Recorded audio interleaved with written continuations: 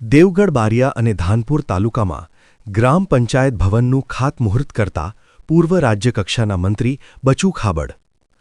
નવીન છૂટી પડેલી ગ્રામ પંચાયતોના ગ્રામ પંચાયત ભવનનું ખાતમુહૂર્ત કાર્યક્રમ યોજાયો. ધાનપુર તેમજ દેવગઢ બારિયા તાલુકામાં કુલ 43 ગ્રામ પંચાયત ભવનનું ખાતમુહૂર્ત કરવામાં આવ્યું. 11 કરોડના ખર્ચ તૈયાર થશે 43 ગ્રામ પંચાયત ભવન.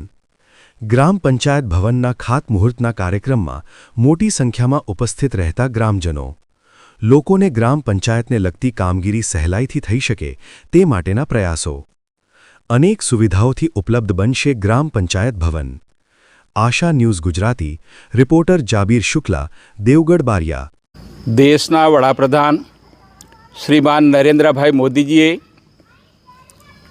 ભારત વર્ષને વિકસિત ભારત કરવાના સંકલ્પ સાથે વીબી વિકસિત ભારત જે રામજી યોજનાનો દેશના બજેટમાં અમલીકરણ કર્યું છે. આગામી દિવસોની અંદર એ યોજનાઓ શરૂઆત થવાની છે.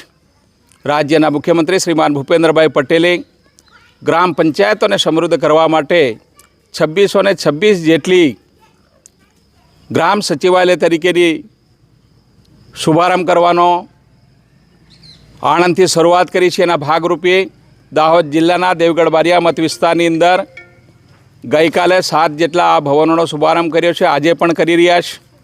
કુલ 28 દેવગઢ બારિયા તાલુકાની અને 15 જેટલી ધાનપુર તાલુકાની 43 જેટલા સચિવાલયો 11 કરોડને ખર્ચે અમે બનાવવા જઈ રહ્યા છે.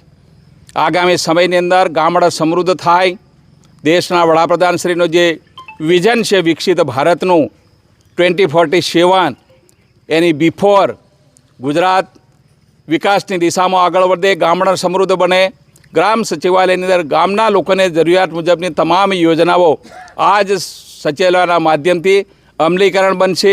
રોજગારીની તકો મળશે, એ ગામમાં એને રોજગારી મળશે. તમામ કામો ગામની સચિવાલયના માધ્યમથી અમલીકરણ થવાના છે અને એનું પેમેન્ટ પણ ઓનલાઈન ડિજિટલ થશે. ક્વોલિટીવાળા કામો પણ શરૂ થશે અને ગામડા સમૃદ્ધ થશે. મહાત્મા ગાંધીજીનું જે સપનું છે કે ગામડું સમૃદ્ધ તો દેશ સમૃદ્ધ, તો મોદી સાહેબનું જે વિઝન છે એના ભાગરૂપે તમામ ગામડા સમૃદ્ધ થાય. ગુજરાતના 18,000 અને દેશ અને અમારા દાહોદ જિલ્લાના પણ તમામ ગામડા સમૃદ્ધ થાય, મારા મત વિસ્તારના પણ સમૃદ્ધ થાય. એના ભાગરૂપે આજે છેલ્લે મામાની ખજૂરી નાનીના ગ્રામ પંચાયતના પંચાયત ભવન